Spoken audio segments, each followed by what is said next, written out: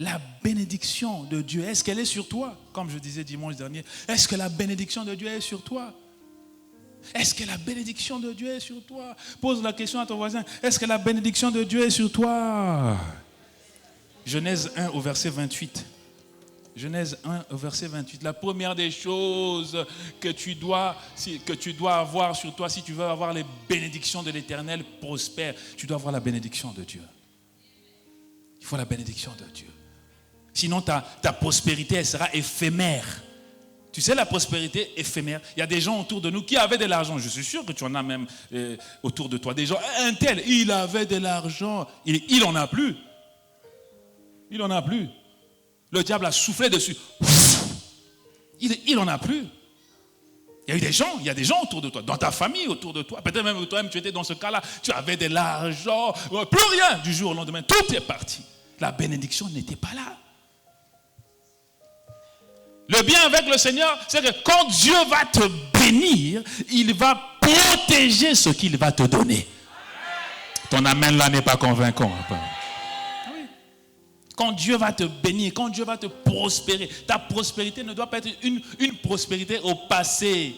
Oh, j'étais, oh, j'avais. Non, ta prospérité, elle ira de gloire en gloire. Tu seras de plus en plus prospère. Tu vas tellement prospérer que tu vas laisser encore pour tes enfants. Tes enfants vont prospérer jusqu'à toutes les générations. C'est ça. Mais pour que ta prospérité dure dans le temps, il faut la bénédiction de l'Éternel. La multiplication, la fécondité viennent après la bénédiction. D'abord, il faut que tu sois béni. Il faut que tes mains soient bénies. Il faut que ta vie soit bénie. Sinon, ta terre sera aride. Ta terre sera sèche. Tu sais, la terre sèche, elle ne peut pas produire. Une terre qui est sèche, qui n'a pas d'eau, elle ne pourra pas produire. On peut planter tout ce qu'on veut, ça va produire. Et si ça produit pendant quelque temps, ça va couper. Ça va se détruire.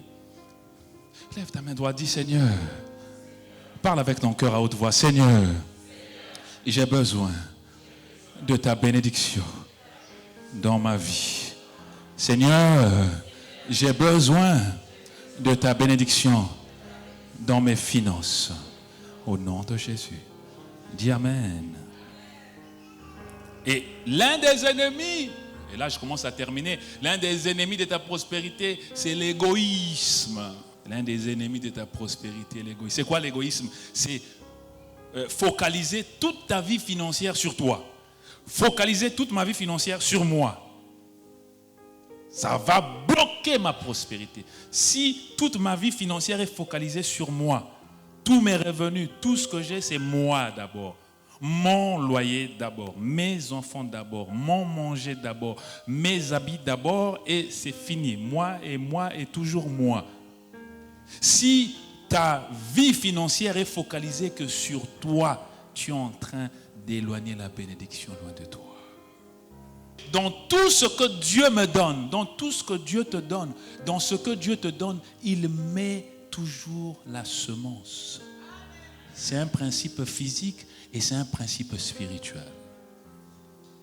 Dans la mangue, il y a le noyau de la mangue. Dans l'avocat, il y a le noyau de l'avocat. Si tu me suis, dis Amen. C'est un principe physique et c'est un principe spirituel.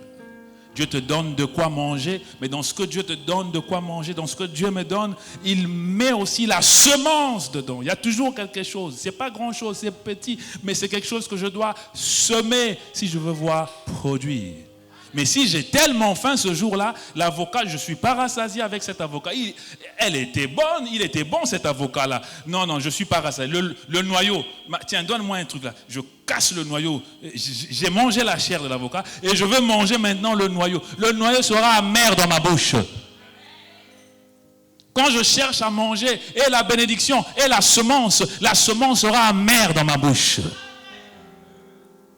Nos vies seront amères. Mais qu'est-ce qui se passe dans mes finances? Qu'est-ce qui se passe dans ma vie? Tu sais, les finances, c'est une partie très importante de ta destinée. Ah oui. Si ce n'était pas important, le Seigneur n'aurait pas pris Judas, un comptable. C'était très important. Ta vie financière aussi est très importante pour le Seigneur. Malachie chapitre 3, verset 10, et je vais bientôt terminer. Apportez à la maison du trésor toutes les dîmes.